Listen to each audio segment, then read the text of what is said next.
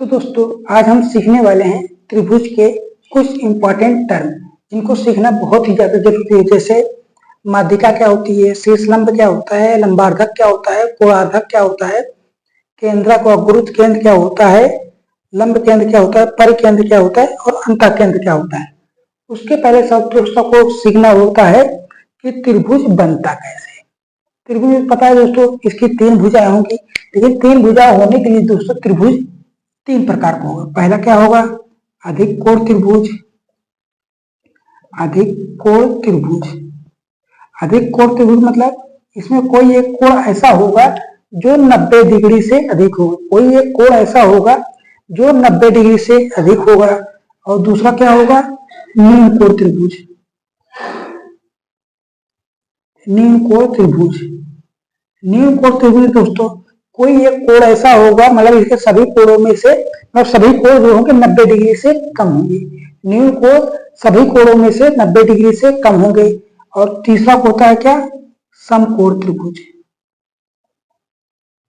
समकोण त्रिभुज, और समकोण त्रिभुज में एक कोण 90 डिग्री का होगा। और इसकी प्रॉपर्टीज क्या है दोस्तों, किसी दो भुजाओं का योग।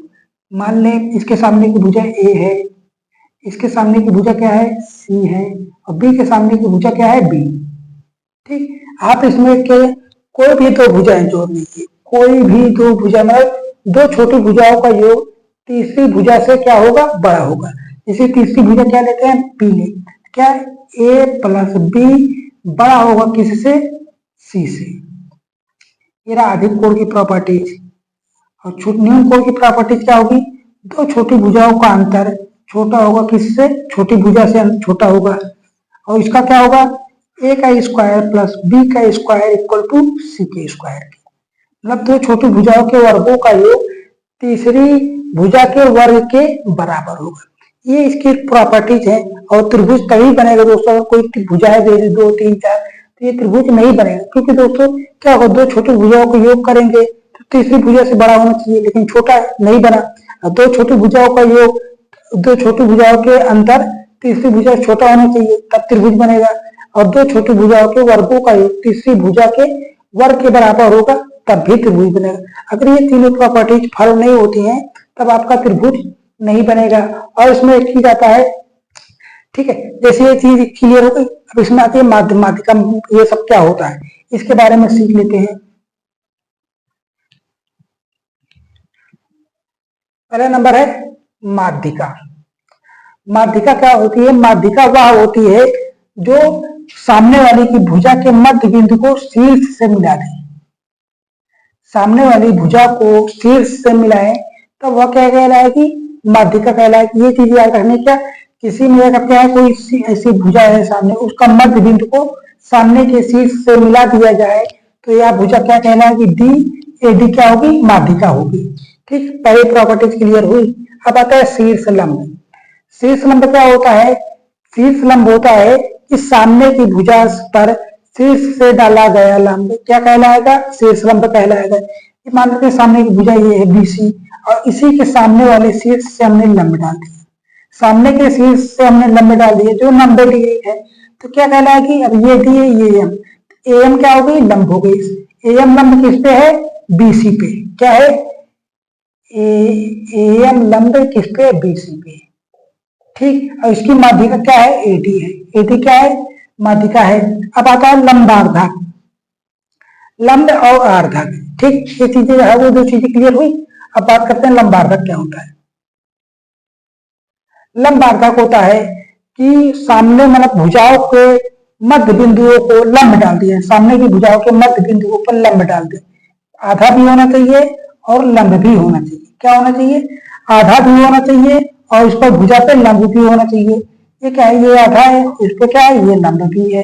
ये क्या है, ये आधा भी है और इस पे लंब भी है, तो क्या कहलाएगा, लंबार्धक हो गया। अब आता है कोणार्धक। कोणार्धक क्या होता है दोस्तों, आप कोई भी कोण है, आप कोण ए लिए, कोण बी लिए, कोण सी लिए।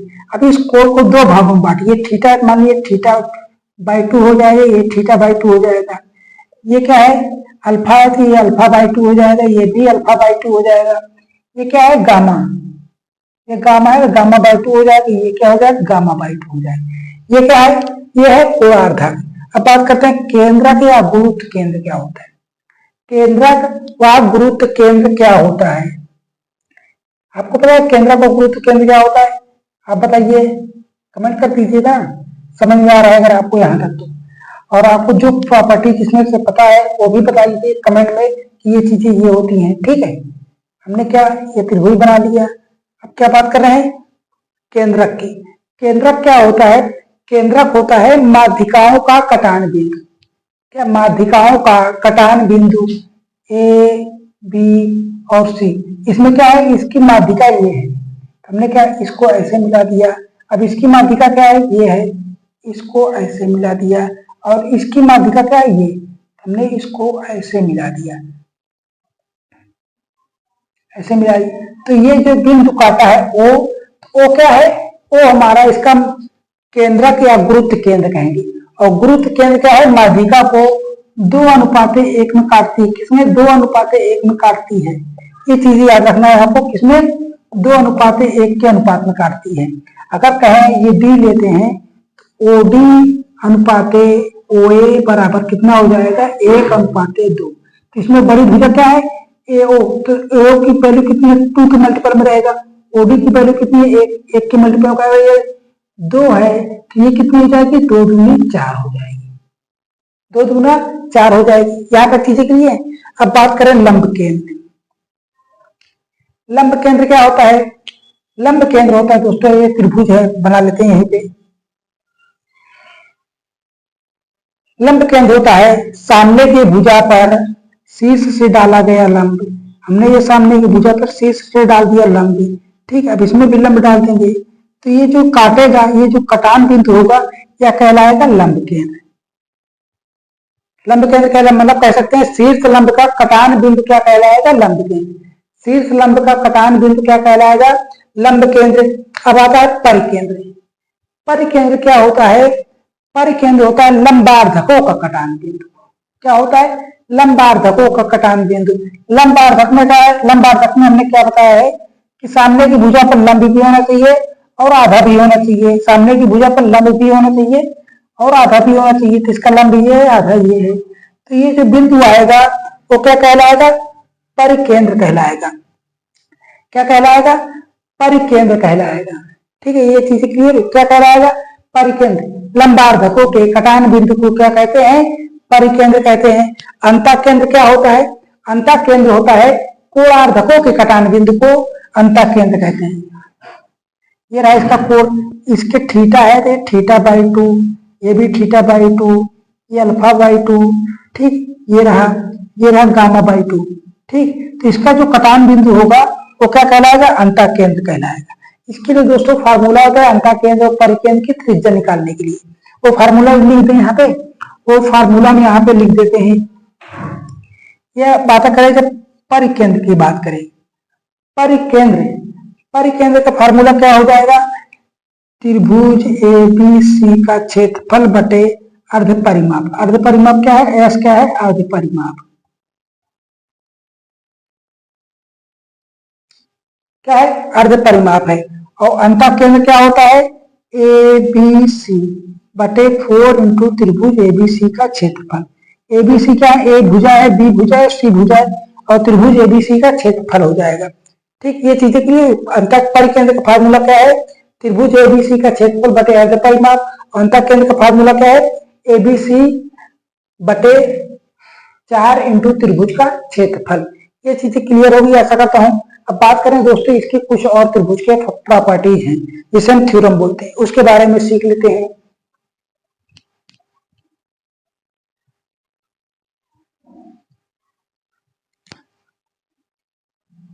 अगर आप एक छोटी छोटी प्रॉपर्टीज याद रखेंगे तब आपको क्वेश्चन बनाना बहुत आसान हो जाएगा। क्योंकि दोस्तों अगर ये प्रॉपर्टीज क्लियर नहीं होंगी तो क्वेश्चन बनेगा कैसे? इसलिए छोटी छोटी प्रॉपर्टी, छोटे छोटे टर्म को याद रखना बहुत ही ज्यादा जरूरी होता है। जैसे पहला थ्योरम क्या दे दे? पहला थ्योरम दे दे, अगर दो समरूप त्रिभुज हैं, क्या है? त्रिभुज ABC और त्रिभुज PQR, ये दोनों त्रिभुज समरूप है। त्रिभुज ABC समरूप है। त्रिभुज किसके?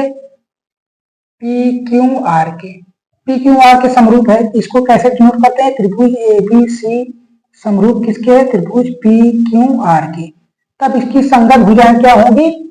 अब इस संगत भुजाओं का अनुपात क्या होता है? बराबर होता है। इसके संगत भुजाओं का अनुपात बराबर होगा। इसकी संगत भुजा अगर हम ए बी लेंगे तो इसमें भी ये लेंगे, अगर इसमें ये ले रहे हैं तो इसमें ये लेंगे, इसमें ये ले रहे हैं तो इसमें ये ले लेंगे। ठीक है, क्या आ जाएगा? ए बी बटे B C equal to P Q बटे Q R equal to A C बटे ए सी लिया तो ये आपका लीजिए ए सी बटे B C equal to P R बटे क्यू आर। ये चीजें क्लियर हुई आपकी? यहां तक चीजें क्लियर हुई। अगर इसका परिमाप दे दे, ठीक, त्रिभुज एबीसी का दूसरा वाला क्या हो जाएगा? त्रिभुज एबीसी का परिमाप, त्रिभुज एबीसी का परिमाप बटे त्रिभुज पी क्यू आर का परिमाप किसके बराबर होगा? कोई भी भुजाओं का अनुपात होगा, जैसे ए बी बटे P Q equal to A C बटे P R equal to B C बटे क्यू आर के। ठीक, अगर परिमाप का अनुपात दे दे तो इसकी भुजाओं का अनुपात कुछ भी पूछे तो उनका रेशियो बराबर हो जाएगा। ठीक, अगर इसका ऊंचाई दे दे, ऊंचाई ये दे दे और ऊंचाई ये दे दे, इसे हम क्या H1 नाम दे, इसे H2 नाम दे। त्रिभुज का क्षेत्रफल क्या हो जाएगा? त्रिभुज ए बी सी का क्षेत्रफल बटे त्रिभुज पी क्यू आर का क्षेत्रफल किसके बराबर होगा? H1 बटे H2 के होल स्क्वायर के बराबर हो। किसके? H1 बटे H2 के होल स्क्वायर के बराबर हो जाएगा। यहाँ तक चीजें क्लियर हुई। और इसकी अगली प्रॉपर्टी आती है, क्या आता है? जैसे ये दे दे, इसकी माध्यिकाओं का अनुपात, माध्यिका क्या मान लेते हैं? एक माध्यिका ये है, दूसरी माध्यिका ये है। इसको A B C P Q R, इसे डी, इसे एम, इसे डी और एम दे दें, तब क्या होगा? एक अंग ये बन गया और दूसरा क्या दे दें? इतना ही लेते हैं। तब इसके लिए चौथा फार्मूला क्या बनेगा? बी डी अनुपात, इसकी माध्यिका का अनुपात क्या बनेगा? M Q. फिर कोई भी भुजा ले लीजिए, अगर ये लेते हैं ए बी बटे क्या आ जाएगा? पी क्यू के, ए बी बटे पी क्यू के आ जाएगा। अगर इसमें ये माध्यिका दे दे और इसकी ये माध्यिका दे दे, तब दोनों की माध्यिकाओं का अनुपात क्या हो जाएगा? बराबर हो जाएगा। क्या? ए पी ए डी बटे P N, P N equal to क्या आ जाएगा? बी डी बटे क्यू एम। ठीक, इसकी माध्यिकाओं का अनुपात क्या होगा? एक बराबर होगा। यहाँ तक चीजें क्लियर हुई। और इसकी प्रॉपर्टीज, उन प्रॉपर्टीज को भी सीख लेते हैं। आपको त्रिभुज में कोई भी प्रॉपर्टी छूटने वाली नहीं है। ठीक है,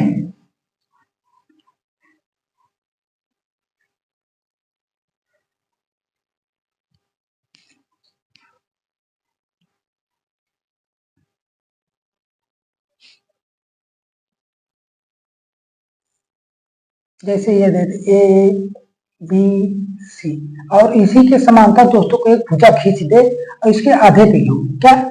इसके आधे पे हो, तब क्या हो जाएगा? इसे पी क्यू दे देते हैं। क्या बनेगा? पांचवी प्रॉपर्टी क्या है?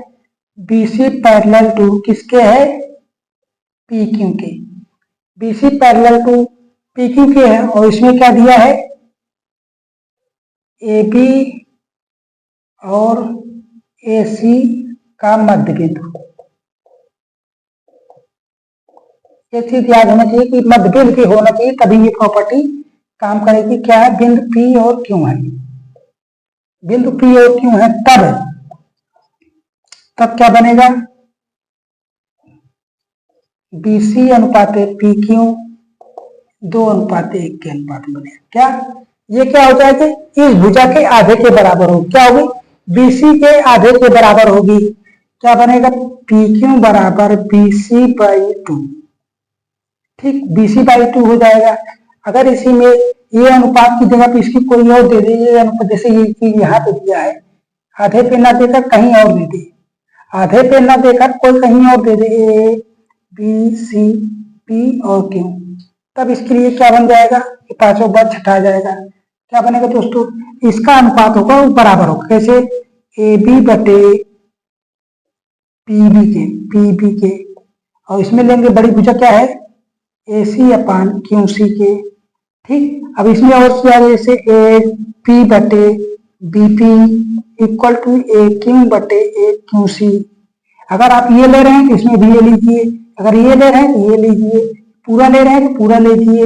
अगर ये चीज ए बी बटे पी करना ले रहे हैं तो इसमें ये लेंगे, ये लेंगे। ठीक, आगे क्या लिख देते हैं, ए बी बटे बी सी के इक्वल टू, इसमें क्या लिए, ये पूरा लिए, तो इसमें क्या लीजिए आप, ए पी बटे पी क्यू के, ए पी बटे पी क्यू के ले लीजिए। ठीक, यहाँ तक चीजें क्लियर हुई। हमें लगता है दोस्तों त्रिभुज की हमने जो प्रॉपर्टीज थी वो सारी चीजें हमने बता दी हैं। बाकी आपको त्रिभुज में कुछ और चीजें जैसे छूट जाती हैं वो हम क्वेश्चन के माध्यम से उसको पूरा क्लियर कर लेंगे। तो दोस्तों मिलेंगे अगली वीडियो में, कुछ ऐसे शानदार टॉपिक लेके आएंगे। एक टॉपिक होगा छोटा लेकिन उससे रिलेटेड सारे क्वेश्चन और उसके कॉन्सेप्ट क्लियर हो जाएंगे। तो मिलेंगे अगली वीडियो में, तब तक बने रहिए हमारे साथ। जय हिंद, जय भारत।